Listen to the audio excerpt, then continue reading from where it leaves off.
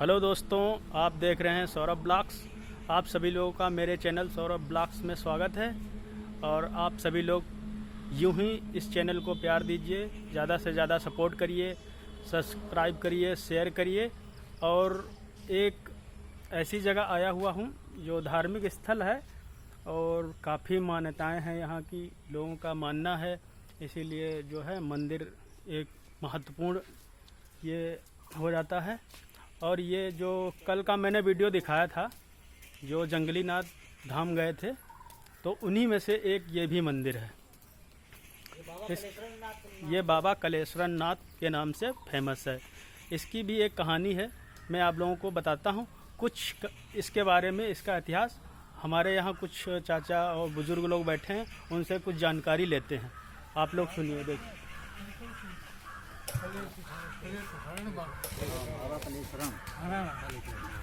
कुछ बताएंगे बाबा, कुछ बताएंगे? हैं? हम क्या बताएं? हम तो भाई इस मंदिर का इतिहास, जैसे रावण ने शिव जी की तपस्या की, हाँ खुश होकर हाँ शिवलिंग दिए दो, हाँ वो अपने यहाँ स्थापित करना चाह रहा था।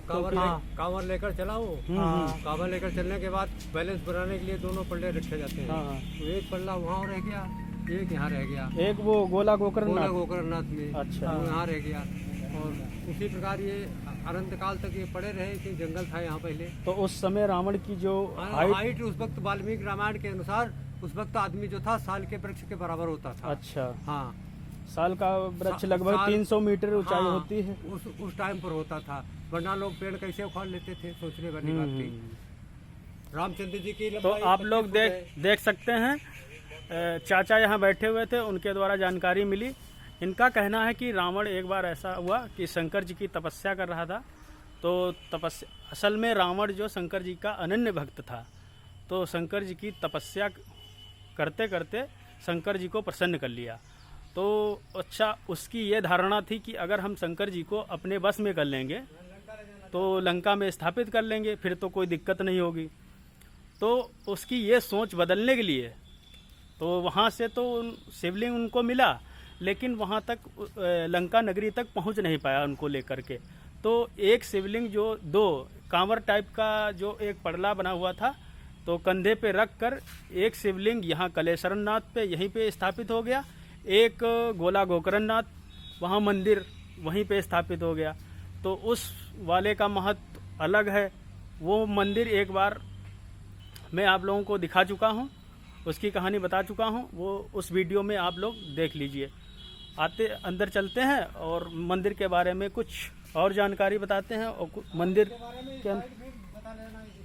मंदिर के अंदर चलते हैं, दर्शन कराते हैं। चलिए।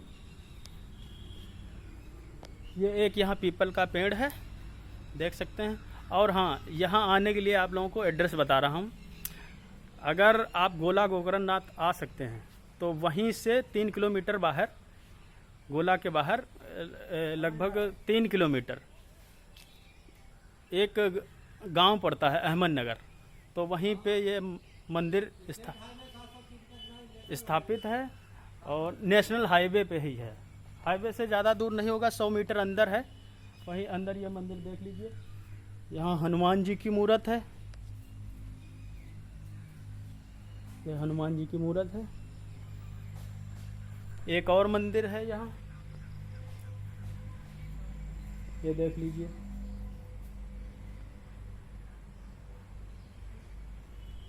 देख सकते हैं यहाँ एक मेन मंदिर है, उसके आसपास चारों तरफ छोटे छोटे मंदिर बने हुए हैं, शिवलिंग स्थापित हैं। तो आओ मेन मंदिर ले चलते हैं आप लोगों से और दर्शन कराते हैं कलेश्वर नाथ बाबा के।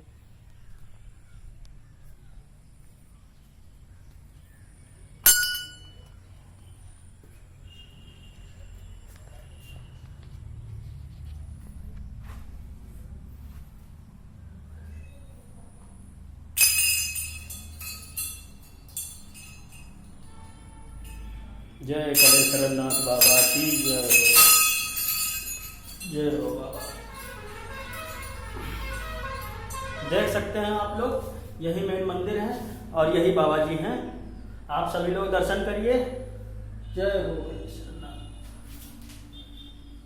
आओ चलते हैं मंदिर के बाहर, कुछ और जानकारियां बताते हैं।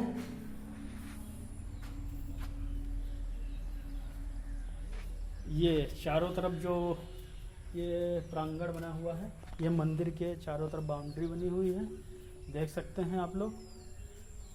ये मंदिर के चारों तरफ, ये मंदिर के चारों तरफ बाउंड्री बनी हुई है। ये शायद ये मंदिर की ही ज़मीन है, यहाँ लोग बता रहे हैं कि ये मंदिर की ज़मीन है। और तो ऐसा माना जाता है रावण का उद्देश्य कुछ और था, वहाँ ले जाने का, वहाँ स्थापित करने का लंका में, कि वहीं स्थापित कर लेंगे जिससे आगे, क्योंकि वो कहा जाता है रावण की कुछ ज्ञानी तो था ही, लेकिन उसकी कुछ दुष्ट प्रवृत्ति के कारण ये महादेव को संकेत हो रहा था, अगर वो अपने यहाँ लंका में स्थापित कर लेता तो आज इतिहास कुछ और ही होता है, तो शायद राम युद्ध जीत भी ना पाते। तो इसलिए, और भगवान राम और शिव जी एक ही हैं, उनका कोई अलग रूप नहीं है, इसीलिए, क्योंकि उनको इसीलिए वो नहीं ले जा पाया वहाँ। और गणेश जी की कृपा हुई, उस शिवलिंग का आकार इतना बढ़ गया, इतना वजन हो गया कि जो ग्वाला था, जो वहाँ गाय चरा रहा था, तो उससे उनका वजन उठाया नहीं गया और वहीं पे स्थापित हो गया। तो आगे चलते हैं, कुछ और दिखाते हैं।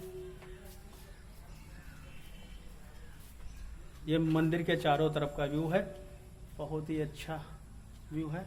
और आप लोग आइए, अगर गोला गोकर्णनाथ धाम के दर्शन करने आते हैं तो यहाँ ज़रूर आइए, क्योंकि ये दोनों शिवलिंग एक ही साथ स्थापित हुए हैं।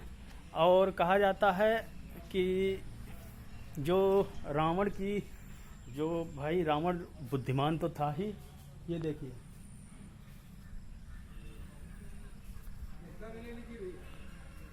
एक मंदिर और है, वहाँ दिखा रहे।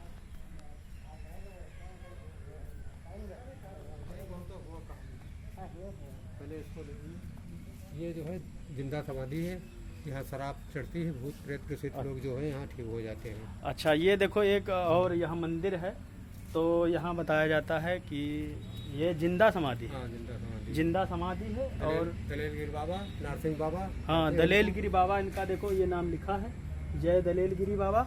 तो यहाँ शराब चढ़ती है और जो प्रसाद भी चढ़ जाता है। हाँ, भूत बाधाएं जो भी होती हैं, जो है हाँ, इनसे दूर होता है, ऐसा मानना है यहाँ प्रसाद उसाद चढ़ाने से। ये उनके चेला है, ये समाधि है उनके चेला की बनी हुई, नरसिंह बाबा की समाधि। गुरु चेला।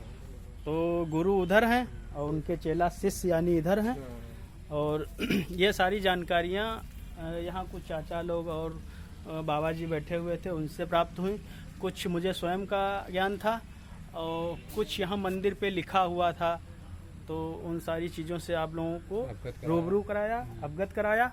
और बस ब्लॉग बड़ा हो रहा है, बस एक उस पेड़ के दे दीजिए, पीपल लास्ट। हाँ, चलिए एक रह गया है, कुछ महत्वपूर्ण अंश है मंदिर से जुड़ा हुआ, वो भी देख लीजिए आप लोग। इसका कोई रिकॉर्ड नहीं है, इस पीपल का। ये पीपल, वो सामने वाला पीपल जो है, इसका कोई रिकॉर्ड नहीं है, कितने साल पुराना होगा। अच्छा, हाँ, हो सकता है कि पहले यहाँ जंगल सब था, जंगल से ही खुदाई नहीं निकले थे, तो ये जो पीपल का पेड़ है ये सब बेकार हो गया था। और आप लोगों को एक नई जानकारी देना चाह रहा हूँ। जैसे मैंने जंगली नाथ धाम पे एक वृक्ष दिखाया था, बरगद का पेड़, तो वहाँ जो साधु संत थे उनसे जानकारी मिली थी कि इस बरगद के पेड़ की कोई आयु नहीं निर्धारित है। वो कह रहे थे कि यहाँ एक संत रहते थे, उनके जो गुरु थे वो भी बताते थे कि उनको भी नहीं पता था इसकी आयु कितनी है। ठीक उसी प्रकार से एक यहाँ पीपल का पेड़ है, तो इसका भी कुछ अनुमान लगाना यहाँ के लोगों से मिला, बताया पता नहीं, मतलब हाँ, तो दादा परदादा तक नहीं बता पाए। हाँ, ये तो सब बेकार हो गया था। लोगों का कहना है कि उनके जो पूर्वज थे, दादा परदादा, उनके दादा तक नहीं बता पाए इसकी आयु कितनी है। देख लीजिए, यही पेड़ है पीपल का, इसीलिए ये बहुत खास हो जाता है। और बताया जाता है जब कोई मंदिर आसपास होता है तो उसके आसपास जो है कुछ चीज़ें ऐसी होती हैं जो ये कुआं भी बहुत प्राचीन है, आप लोगों को दिखाते हैं।